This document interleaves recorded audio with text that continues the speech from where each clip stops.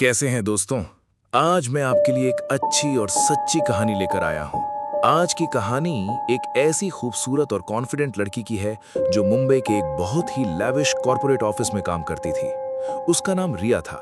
रिया modern सोच रखती थी, अपने फैसले खुद करती थी और किसी भी चीज से आसानी से नहीं डरती थी। लेकिन एक दिन उसके ऑफिस की लिफ्ट गलती से उस फ्लोर पर रुक गई जो ऑफिशियली एग्जिस्ट ही नहीं करता था, 13th फ्लोर। और वहां उसने जो देखा वो इंसान नहीं था। आखिर उस मंजिल पर क्या छुपा था और क्या रिया वहां से जिंदा वापस आ सकी? तो टाइम जाया किए बगैर चलते हैं अपनी स्टोरी की तरफ। रिया मुंबई की एक मशहूर मल्टीनेशनल कंपनी में सीनियर मार्केटिंग एग्जीक्यूटिव थी। उसका ऑफिस शहर की सबसे ऊंची और मॉडर्न बिल्डिंग्स में से एक में था। शीशे की दीवारें, मार्बल का फ्लोर, ऑटोमेटिक डोर्स और हर जगह लग्जरी का एहसास। रिया हमेशा स्टाइलिश और कॉन्फिडेंट नजर आती थी। ऑफिस में सब उसकी इंटेलिजेंस और बोल्ड पर्सनालिटी की तारीफ करते थे। वो रात तक काम करने की आदत रखती थी। एक शाम कंपनी का बहुत इंपॉर्टेंट प्रोजेक्ट डेडलाइन पर था। ज्यादातर एम्प्लॉइज घर जा चुके थे। रात के करीब 11:45 बज रहे थे। पूरे फ्लोर पर सिर्फ रिया और 2 सिक्योरिटी गार्ड्स मौजूद थे। रिया ने लैपटॉप बंद किया और लिफ्ट की तरफ चली। लॉबी में अजीब सी खामोशी थी। सिर्फ एयर कंडीशनिंग की हल्की सी आवाज सुनाई दे रही थी। उसने लिफ्ट का बटन दबाया। डिंग! लिफ्ट का दरवाजा खुला। रिया अंदर गई और ग्राउंड फ्लोर का बटन दबाया। दरवाजा बंद हुआ। लिफ्ट नीचे चलने लगी। 20, 19, 18। फिर अचानक लिफ्ट झटके से रुक गई। लाइट्स हल्की सी फ्लिकर हुई। रिया ने स्क्रीन की तरफ देखा। उस पर नंबर लिखा था 13। रिया का चेहरा हैरानी से भर गया। 13th floor? लेकिन इस बिल्डिंग में तो 13th फ्लोर है ही नहीं। दरवाजा धीरे धीरे खुलने लगा। क्रीक। बाहर अंधेरा था। न कोई ऑफिस डेस्क, न कोई लाइट्स, न कोई आवाज। सिर्फ एक लंबा सुनसान कॉरिडोर। दीवारों पर पुराने वॉलपेपर लगे हुए थे, जैसे ये जगह बिल्डिंग के बाकी हिस्सों से बिल्कुल अलग हो। रिया ने लिफ्ट के बटन्स दोबारा दबाए। कुछ नहीं हुआ। डोर ओपन ही रहा। तभी कॉरिडोर के दूर कोने में किसी के कदम की आवाज सुनाई दी। टप टप टप, जैसे कोई धीरे धीरे उसकी तरफ चल रहा हो। रिया ने हिम्मत करके आवाज लगाई, कौन है वहां? कोई जवाब नहीं आया। सिर्फ कदम की आवाज और करीब आती गई। फिर अंधेरे में एक लंबा सा साया नजर आया। सफेद चेहरा, काले कपड़े और आंखें बिल्कुल बेजान। रिया का गला सूख गया। उसने लिफ्ट का इमरजेंसी बटन जोर से दबाया, लेकिन तभी वो शख्स रुक गया और धीमी सर्द भरी आवाज में बोला, तुम्हें यहां नहीं आना चाहिए था। रिया का दिल जोर जोर से धड़कने लगा और उसी पल लिफ्ट का दरवाजा उसके पीछे अपने आप बंद हो गया। लिफ्ट का दरवाजा बंद होते ही रिया ने घबराकर हर बटन दबाया, लेकिन लिफ्ट बिल्कुल मूव नहीं हुई।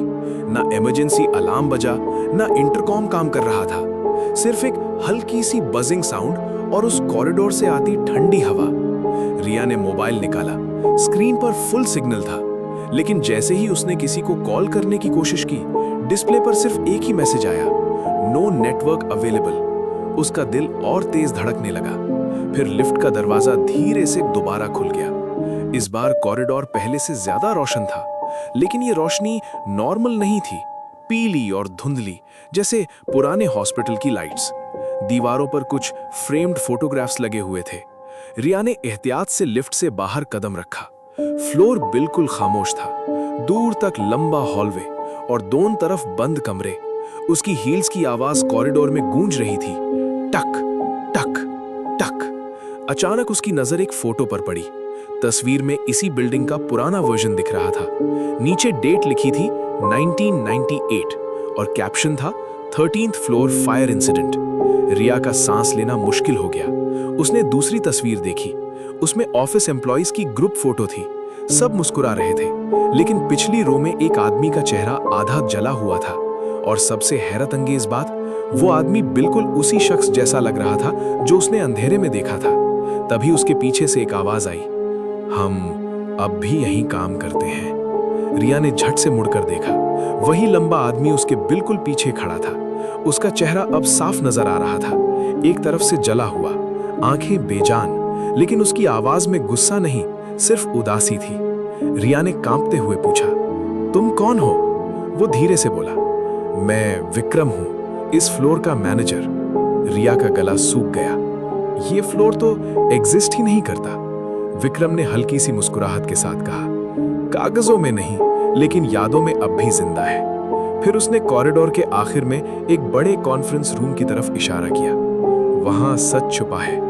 रिया ने धीरे धीरे उस कमरे की तरफ कदम बढ़ाए, लेकिन उसे महसूस हो रहा था कि वो इस बिल्डिंग के अंदर नहीं, बल्कि वक्त के किसी भूले हुए हिस्से में चल रही है। रिया कॉन्फ्रेंस रूम के दरवाजे तक पहुंची। उसके हाथ कांप रहे थे। दरवाजा आधा खुला हुआ था। अंदर से जलने की हल्की सी स्मेल आ रही थी। उसने धीरे से दरवाजा पुश किया।